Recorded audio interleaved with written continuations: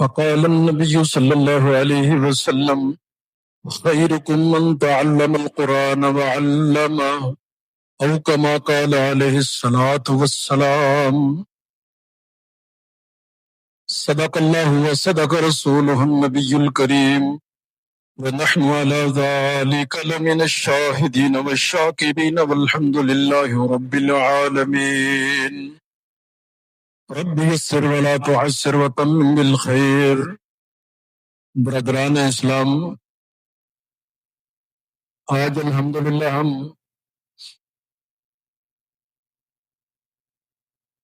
خلاصہ اجمالی کا چھٹا پارہ شروع کرنے والے ہیں۔ بحمدہ تعالی ہم نے قرآن کریم کا جو خلاصہ ہے وہ 5 پارے سننے کی سعادت حاصل کر لی ہے، اور اب اللہ تعالی کی توفیق سے ہم چھٹے پارے کو شروع کرنے والے ہیں۔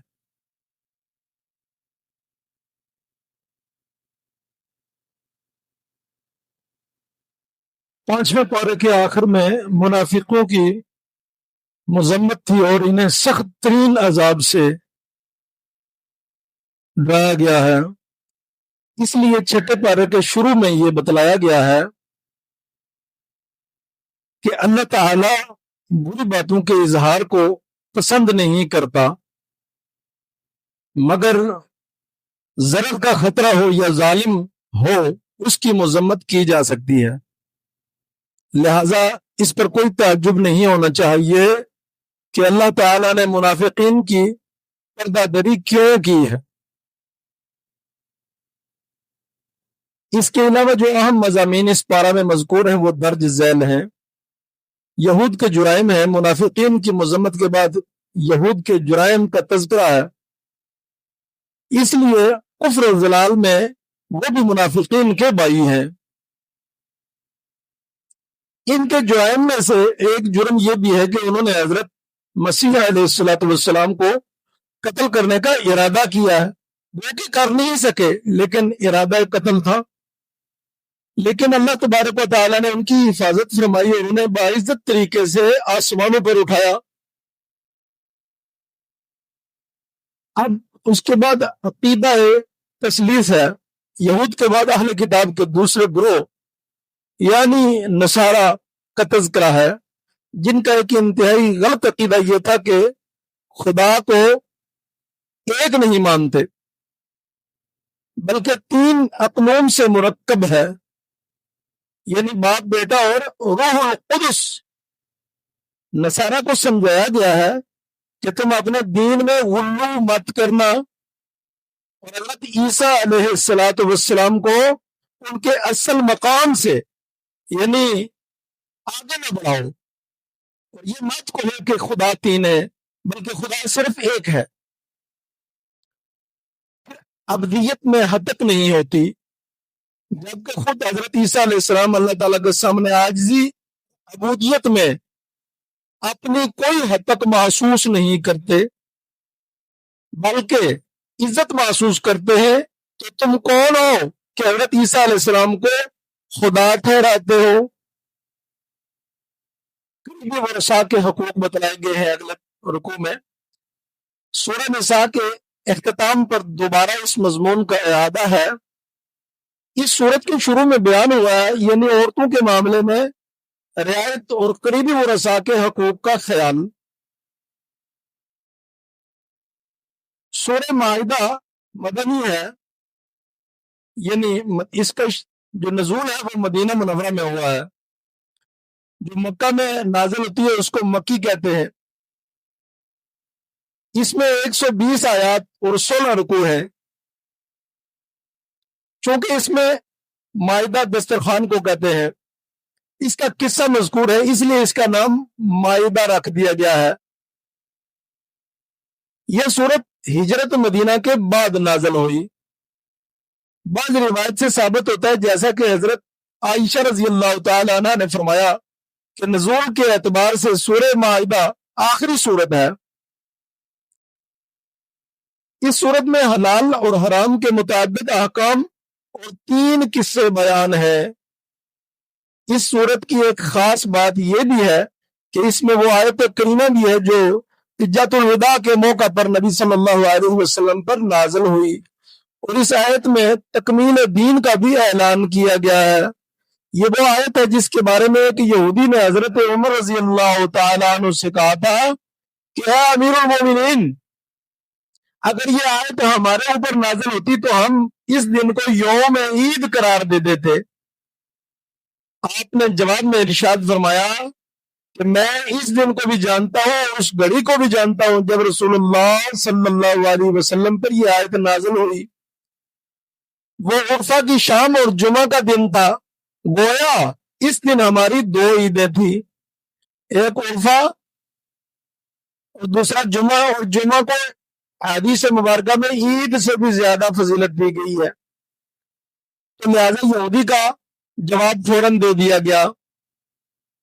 اس صورت کا جو حصہ چھٹے پارے میں آیا ہے اس میں جو اہم مضامین بیان ہے وہ درج ذیل ہے۔ خواہ وہ عہد اور عقد انسان اور رب کے درمیان میں ہو یا انسان اور دوسرے انسانوں کے درمیان میں ہو، گویا یہ آیت ان احکام کو شامل ہے جو اللہ نے اپنے بندوں پر فرض کیے ہیں، اور بیع اور شرکت اجارہ، نکاح اور قسم، ان جیسے تمام عقود کو بھی شامل ہے۔ اور اس سے یہ بھی ظاہر ہوتا ہے کہ اسلام نے عقود اور عہود کو کتنی اہمیت دی ہے، یعنی کھانے پینے کی بہت ساری چیزوں کی حرمت کا بھی اعلان کیا ہے جنہیں زمانہ جاہلیت میں حلال سمجھا جاتا تھا، کیونکہ ان چیزوں کے کھانے میں صحت اور جسم کا نقصان ہے، فکر و نظر اور دین و اخلاق کا بھی نقصان ہے۔ حرام چیزیں کون سی ہیں؟ نمبر 1 یہ ہے کہ مردار، دوسری چیز بہنے والا خون، پھر تیسری چیز خنزیر کا گوشت، چوتھی چیز وہ جانور جسے غیر اللہ کے نام پر ذبح کیا جائے، جیسے کسی انسان کے نام پر، کسی ولی بزرگ کے نام پر، یہ سب چیزیں اللہ کی شریعت نے حرام قرار دی ہیں، یعنی کوئی بھی ذبیحہ ہے وہ صرف اللہ کے نام کا ہی جائز ہے۔ البتہ اس طرح کی صورت میں جب کہ جان کو خطرہ لاحق ہو تو انہی میں سے کھا لینا بھی جائز ہے، لیکن بعض اہل اللہ ایسے گزرے ہیں، جس طرح صلاح الدین ایوبی رحمہ اللہ تعالی، ان کا ایک بیٹا تھا، زندگی اور موت کی کشمکش میں تھا، تو ائمہ کرام کے فتوے لائے گئے کہ آپ کے لیے یہ بیماری کے لیے اگر تھوڑی سی شراب بیماری کے دوران استعمال کریں تو یہ جائز ہوگا، لیکن انہوں نے فرمایا کہ دیکھو کیا اللہ تعالیٰ قادر نہیں ہے کہ بغیر حرام کے مجھے شفا دے دے؟ تو تمام جو ائمہ کے فتاوی لے کر آئے تھے احباب، انہوں نے کہا بالکل قادر ہے، تو فرمایا یہ پھر مجھ پر حرام ہی ہے، اور اسی بیماری میں انتقال کر گئے، لیکن وہ بیماری میں بھی انہوں نے شراب استعمال نہیں کی۔ یہ ایمان کی قوت پر بات ہوتی ہے۔ ان نجس چیزوں کے علاوہ باقی طیبات اور پاکیزہ چیزوں کو حلال قرار دیا گیا ہے۔ اللہ کا فضل اور انعام احسان حلال حرام کے بیان کے بعد اللہ تعالیٰ نے مسلمانوں پر اس فضل اور انعام احسان کا بھی ذکر کیا ہوا ہے کہ اللہ تعالیٰ نے انہیں وضو اور غسل کے ذریعے ظاہر و باطن کے اعتبار سے پاک کیا ہے، جیسا کہ آج ہم غسل کر کے پاک ہیں، تاکہ وہ روحانی طور پر اللہ کے ساتھ مناجات کے لیے تیار ہو سکیں۔ یعنی اس سے معلوم ہوتا ہے کہ ہمیں جب بھی کوئی عبادت کا ارتکاب کرنا ہو تو ہم اپنے آپ کو پاک اور صاف کر لیں، چاہے وہ قرآن کی تلاوت ہو، چاہے نماز یا کوئی بھی عبادت ہو، اس کے لیے پاک اور صاف ہونا ضروری ہے۔ بندوں پر اللہ تعالیٰ کے فضل و احسان میں سے یہ بھی ہے کہ پانی کے استعمال کی قدرت نہ ہونے کی صورت میں تیمم کی بھی اجازت دے دی گئی ہے، لیکن عبادت کو معاف نہیں کیا گیا ہے، کیونکہ اسلامی شریعت میں آسان شریعت ہے، اس میں قدم قدم پر بندوں کی مجبوریوں کا لحاظ رکھا گیا ہے۔ چنانچہ اس پارہ کے 6 رکوع میں ارشاد فرمایا کہ اللہ تعالیٰ تم پر تنگی چاہتا ہی نہیں، بلکہ وہ چاہتا ہے کہ تمہیں پاک کر دے اور تمہارے اوپر احسان پورا کر دے، تاکہ تم شکر کرنے والے بندے بن جاؤ۔ یہود کی بزدلی اور فتنہ و فساد، سرکشی اور تکبر اگلے رکوع میں یہ ہے۔ اس پارہ کے 7ویں رکوع میں یہود کی بزدلی بیان ہے۔ ان اوصاف کے بیان کرنے کا مقصد یہ ہے کہ مسلمان اپنے آپ کو ان خرابیوں میں مبتلا ہونے سے بچا کے رکھیں جن خرابیوں میں یہود و نصارہ مبتلا ہوئے اور تباہ و برباد ہوئے، اور مسلمانوں کو تاکید کی گئی ہے کہ وہ ان بیماریوں سے اپنے آپ کو محفوظ رکھیں۔ یہود کے ساتھ ساتھ نصارہ کے احوال بھی بتلائے گئے ہیں، یعنی عیسائیوں کے۔ ان سے بھی اللہ کے حکموں پر قائم رہنے کا وعدہ لیا گیا ہے کہ انہوں نے اللہ کے عہد کو توڑ دیا تھا، اور جس کی وجہ سے اللہ تعالیٰ نے ان کے دلوں میں بغض اور عداوت ڈال دی۔ باوجود یہ دونوں کو بہت ساری اعتقادی، عملی، اخلاقی خرابیوں میں مبتلا تھے، پھر بھی یہ دعویٰ کرتے تھے کہ ہم اللہ کے بیٹے اور اس کے محبوب ہیں۔ اس دعویٰ کی تردید کرتے ہوئے ارشاد فرمایا کہ اگر واقعی تم اللہ کے محبوب ہو، وہ تمہیں تمہارے گناہوں کی پھر سزا کیوں دیتا ہے؟ اس مذمت اور تردید کے بعد انہیں دین حق اور خاتم الانبیاء صلی اللہ علیہ وسلم پر ایمان لانے کی دعوت دی گئی ہے۔ فلسطین میں داخلے کا حکم 8ویں رکوع میں پھر یہ بتلایا گیا کہ حضرت موسیٰ علیہ السلام نے پہلے یہود کو اللہ کے احسانات یاد کرنے کا حکم دیا گیا ہے، پھر انہیں ارض مقدس یعنی فلسطین اور اس میں داخل ہونے کی ترغیب دی گئی ہے، لیکن ان بدبختوں نے اس ترغیب کو، اس کے جواب میں حضرت موسیٰ علیہ السلام کا مذاق اڑانا شروع کر دیا کہ اے موسیٰ علیہ السلام، ہم تو اس ملک میں ہرگز داخل نہیں ہوں گے جب تک کہ وہاں سے عمالقہ نکل نہیں جاتے۔ یہ قوم تھی عمالقہ، لہذا تم اور تمہارا رب جا کر لڑو، ہم تو یہاں بیٹھے ہوئے ہیں۔ بنی اسرائیل کی سرکشی اور نافرمانی کے تذکرہ بعد 9ویں رکوع میں آدم علیہ السلام کے 2 بیٹوں حابیل اور قابیل کا قصہ ذکر کیا گیا ہے، جس کے مطابق قابیل نے حسد کی بنا پر اپنے ہی بھائی کو قتل کر ڈالا۔ یہی حسد یہودیوں کے اندر بھی پایا جاتا ہے، جس کی وجہ سے انہوں نے خاتم الانبیاء صلی اللہ علیہ وسلم کی رسالت کا ہی انکار کر دیا۔ اسی قصہ کی مناسبت سے ڈاکوں، باغیوں اور زمین میں فساد پھیلانے والوں کی سزا ذکر کی گئی ہے، یعنی کسی کو سولی دی جائے، کسی کو قتل کیا جائے اور کسی کے ہاتھ پاؤں الٹی جانب سے کاٹ دیے جائیں۔ پھر چور کی سزا 10ویں رکوع میں چوری کرنے والے مرد اور چوری کرنے والی عورت کا ہاتھ کاٹنے کا حکم دے دیا گیا ہے، کیونکہ یہ ملک کے امن تحفظ کے لیے خطرہ بنتے ہیں، لہذا ان کو ایسی سزا دینا ضروری ہے جس سے دوسرے عبرت حاصل کریں۔ اسلامی قوانین اور حدود کے نفاذ کی دعوت۔ یہاں یہ حقیقت پیش نظر رکھنا ضروری ہے کہ اسلام انسان کی جان، عزت، مال کی حفاظت کو بڑی اہمیت دیتا ہے، اور ان کے لیے خطرہ بننے والوں کے لیے ایسی عبرتناک سزائیں تجویز کرتا ہے کہ ان کا تصور ہی انسان کو جرم کے ارتکاب سے روک دے، اور ایسے لوگوں کو سر اٹھانے کا موقع ہی نہ ملے جو اجتماعی امن کے لیے خطرہ ثابت ہوتے ہیں۔ چند ہاتھ کٹنے سے لاکھوں انسانوں کو اگر امن اور سکون میسر آ جاتا ہے تو یہ گھاٹے کا سودا نہیں ہوتا۔ آج کی دنیا جو کہ جرائم کی کثرت کی وجہ سے جہنم کا نمونہ بنی ہوئی ہے، چیخ چیخ کر اسلامی قوانین اور حدود کے نفاذ کی دعوت دے رہی ہے۔ یہ بات یاد رہے کہ یہ ملک پاکستان بنا ہی اسلامی قوانین اور اسلامی نفاذ کے لیے تھا، جس کی پاداش میں یہ سزائیں مل رہی ہیں وہ شریعت کا نفوذ نہ ہوگا، جس کی وجہ سے آج مسلمان انگریز اور کفار کی نکالی کر کے تباہ و برباد ہو رہے ہیں، اور آج بھی شریعت ان سے یہی تقاضا کرتی ہے کہ اسی لا الہ الا اللہ کا نفاذ ہو، یہ ملک کے اندر امن و سکون قائم ہو جائے گا۔ ڈاکہ زنی، چوری، فساد کے پھر احکام بیان کیے گئے ہیں کہ فسادیوں کے 2 بڑے گروپ ہیں، یعنی منافقین اور یہود یہ دو ہی جماعتیں اور گروہ تھے. پہلے گروہ کا ذکر انتہائی مختصر اور اختصار کے ساتھ کیا گیا ہے. دوسرے گروہ کا تفصیلی ذکر ہے کہ اے رسول پاک صلی اللہ علیہ وسلم، وہ لوگ غم میں ان کو مت ڈالیں جو کفر میں جلدی کرتے ہیں اور جو اپنے منہ سے کہتے ہیں کہ ہم مسلمان ہیں اور ان کے دل میں اسلام نہیں ہے. یہود وہ جو یہودی ہیں یہ جھوٹ بولنے کے لیے جاسوسی کیا کرتے تھے، اور ایک دوسری جماعت کے جاسوس ہیں جو آپ کے پاس نہیں آئے. اب یہ بذریعہ وہی اللہ تعالیٰ اپنے پیغمبر کریم صلی اللہ علیہ وسلم کو اطلاع فرما رہے ہیں. یہود کے ساتھ ساتھ نصارہ کی گمراہی کا بھی بیان ہے، اور بتلایا گیا ہے کہ ان کو تورات انجیل دی گئی ہے.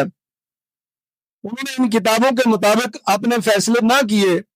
تورات اور انجیل کے ذکر کے بعد قرآن کریم کا تذکرہ ہے کہ ہدایت اور گمراہی میں فرق کرنے والا ہے اور یہی کتابوں کا محافظ ہے.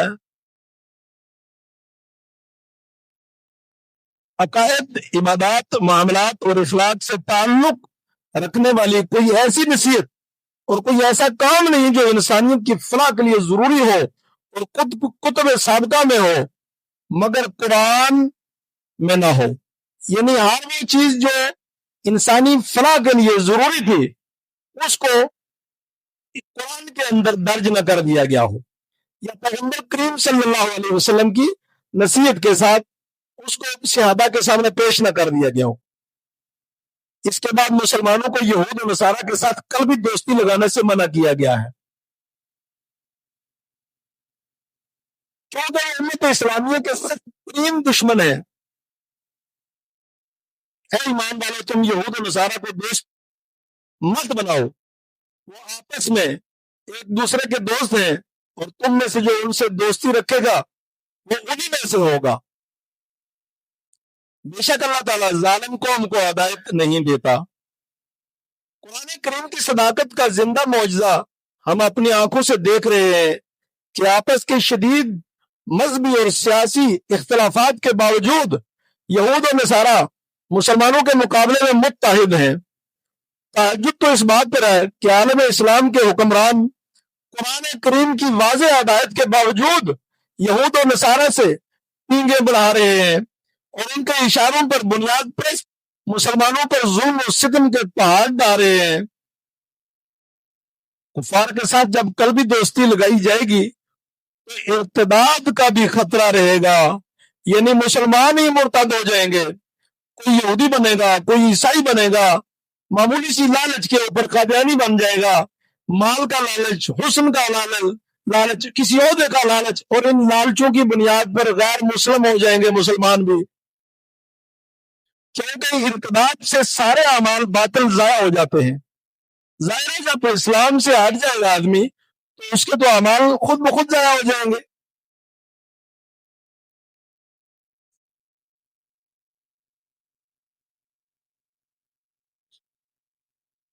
اللہ تعالیٰ کا دین تمہارا محتاج نہیں ہے.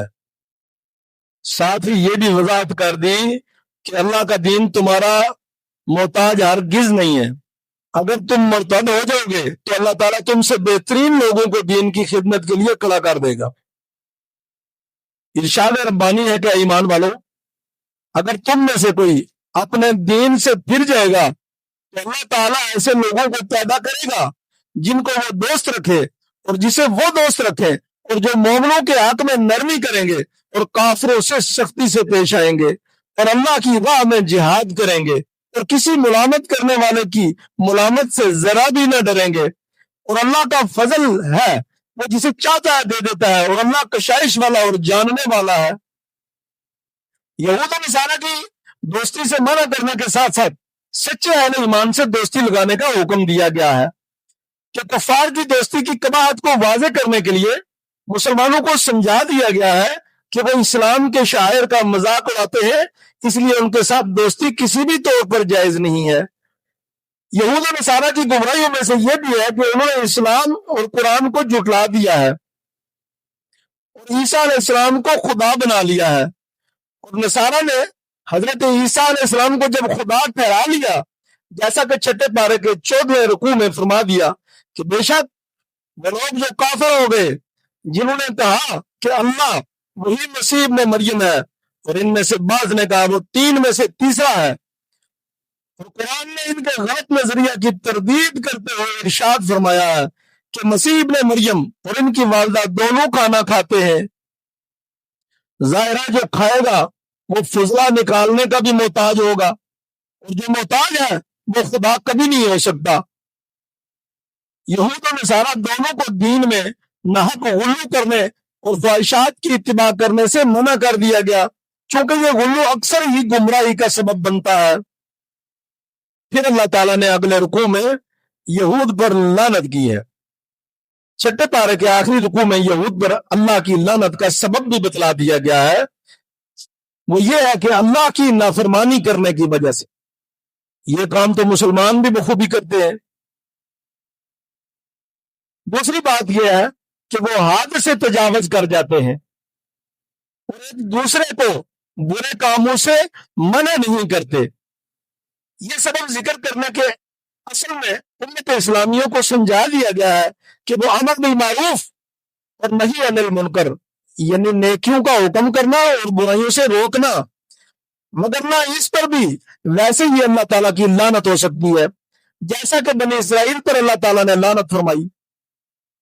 اور یہ بات خود نبی کریم صلی اللہ علیہ وسلم نے ایک روایت میں ارشاد فرمائی کہ جب بنی اسرائیل معاصی میں مبتلا ہوئے تو ان کے علماء نے انہیں منع کیا، مگر وہ باز نہ آئے تو انہوں نے ان کے علماء کی مجلسوں میں بیٹھتے رہے اور ان کے ساتھ ساتھ کھاتے پیتے بھی رہے، چنانچہ اللہ تعالیٰ نے ان سب کے دلوں کو ایک جیسا کر دیا، یعنی خلط ملط کر دیا ایک دوسرے کے دل کو۔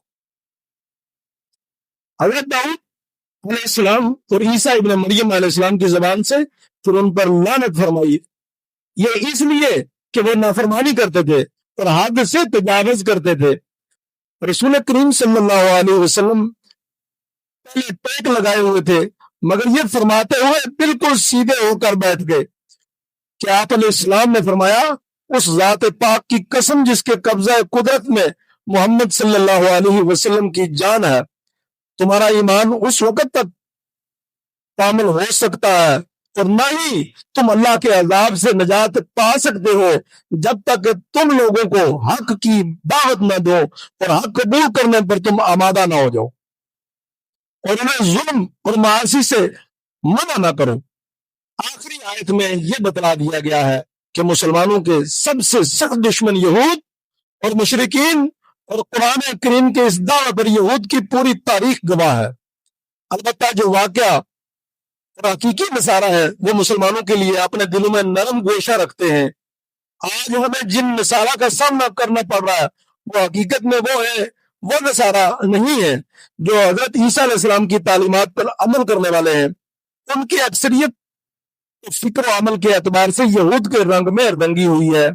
بے شمار ایسے ہیں جو ملحد اور بے دین صرف نام کے عیسائی ہیں، باقی جو بچتے ہیں وہ مسخ شدہ عیسائیت پر عمل پیرا ہے۔ نصرانیت آپ کو دنیا میں کہیں بھی نہیں ملے گی۔ لیکن سب سے خطرے کی بات یہ ہے، آپ دیکھیں فتح علی سلطان ٹیپو ہندوستان کے اندر جب تھے تو ان کے صرف 2 غدار تھے، اور ان 2 غداروں نے 7,000 انگریزوں کی غلامی، اور وہ 7,000 جو انگریز تھے ان کی 2 کروڑ سے زیادہ مسلمانوں نے 200 سال غلامی کی۔ 200 سال کیوں کی؟ صرف 2 غداروں کی وجہ سے۔ اور غدار مسلمانوں کے اندر ہوتے ہیں، کس کو کہتے ہیں؟ نام میں آپ تو مسلمان ہے لیکن اندر سے یہود کے ساتھ یا نصارہ کے ساتھ یا کسی بھی غیر مسلم کے ساتھ۔ اس کے لیے اللہ تعالیٰ سے دعا ہے اللہ تعالیٰ ہم سب کو ایمان کا اعلیٰ درجہ نصیب فرمائے اور ہمارے درمیان سے غداروں کو ہدایت دے، جو مقدر سے خالی ہے اللہ تعالیٰ انہیں نابود فرمائے۔